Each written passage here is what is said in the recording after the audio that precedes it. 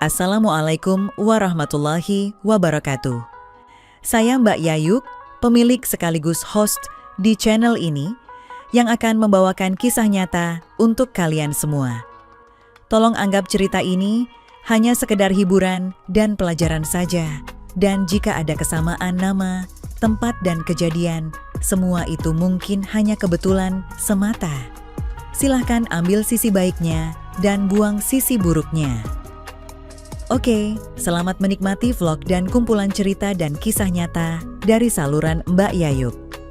Subscribe dulu biar sama-sama enak. Nah, sebelum mulai ceritanya, mari perkenalkan dengan tokoh utama dalam kisah ini, tapi semua nama akan disamarkan demi privasi. Di usia yang 27 tahun ini, aku sudah menikah dengan seorang wanita cantik, pilihan hatiku. Perkenalkan, namaku Rahman dan istriku Nuraini berusia 24 tahun. Tetapi yang akan aku ceritakan kali ini adalah pengalaman yang aku alami dengan mama mertuaku yang sangat cantik dan penuh dengan kejutan untuk aku. Yang mana kesempatan pertama itu terjadi di rumah mama mertuaku itu. Seperti apakah kisah yang aku alami?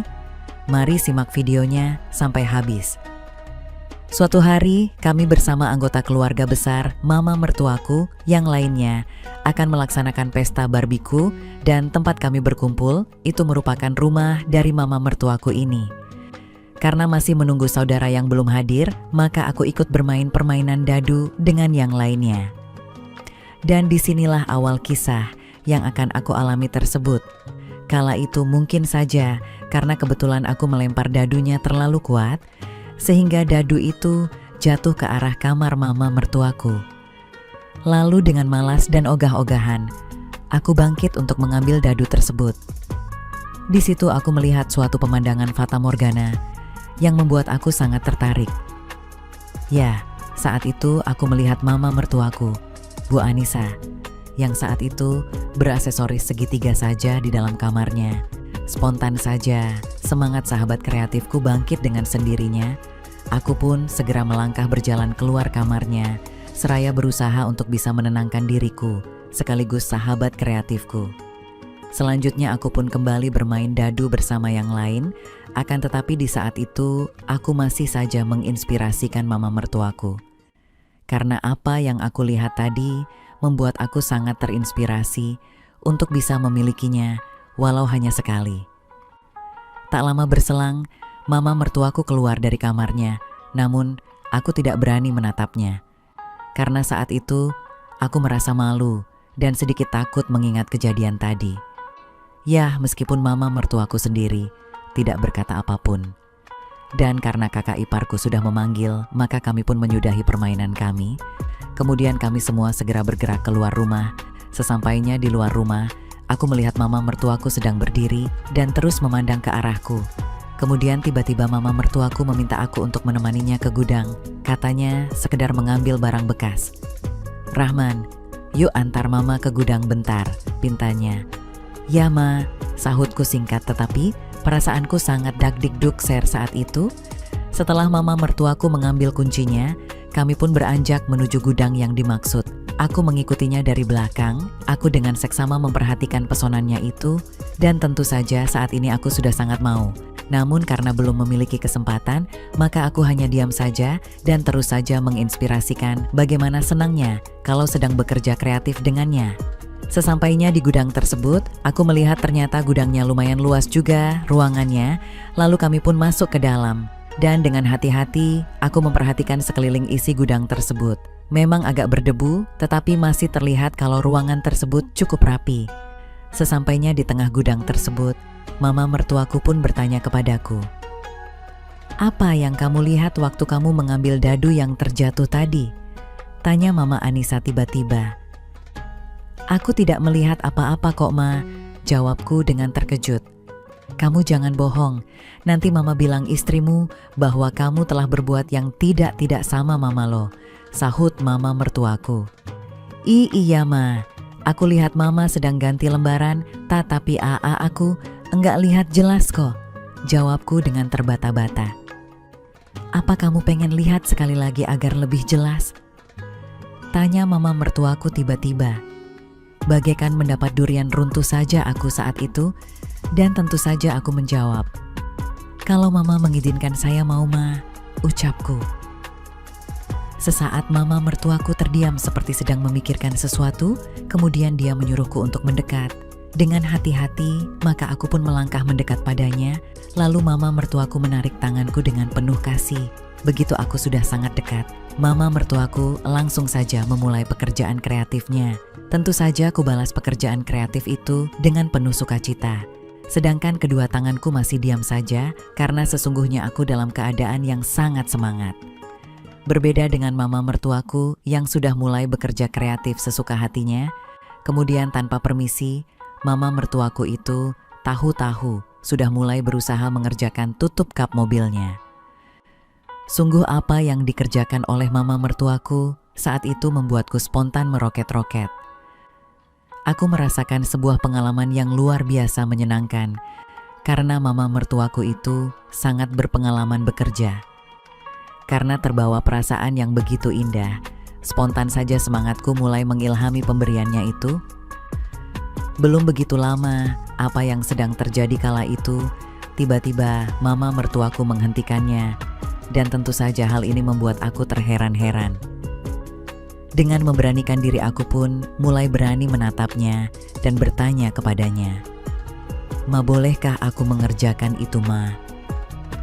Ucapku dengan sedikit tersenyum. "Terserah kamu sayang," sahutnya. Mendapat izin, aku pun segera saja mengerjakan 2 komponen kelistrikan yang aku mau sedari tadi. Namun semua itu masih dari eksteriornya saja, karena masih tertutup oleh kap mesin dan juga aksesorisnya. Karena merasa kurang dengan apa yang kudapatkan, maka dengan niat baik, aku bertanya lagi, "Ma, bolehkah aku?" "Kamu boleh, apapun mau kamu kerjakan sayang. Mama sekarang ini adalah milikmu sayang," jawab mama mertuaku dengan tersenyum manis. "Ma, makasih Ma," jawabku dengan terbata-bata. Selanjutnya aku pun berusaha untuk menyingkir keempat baut-baut apa saja yang menghalangi komponen acara yang sedang aku kerjakan tersebut. Spontan terlihatlah yang tadi waktu di sana itu yang cuman aku saksikan sepintas saja. Tanpa membuang-buang kesempatan lagi, aku pun segera saja berusaha untuk membuat diriku dan mama mertuaku itu bahagia. Ternyata dengan apa yang aku kerjakan itu, mama mertuaku pun mulai merasakan efeknya. Beliau mulai sering bernyanyi-nyanyi, sehingga aku semakin bersemangat lagi dalam mengerjakan pekerjaannya. Tentu saja mama mertuaku semakin heboh jadinya, tapi tiba-tiba saja mama mertuaku mengambil satu teori praktek kerja nyata kreativitas di hadapanku. Lagi-lagi aku menemukan satu pengalaman yang baru lagi. Karena selama ini dengan istriku tidak pernah mengerjakan pekerjaan kreatif yang seperti itu.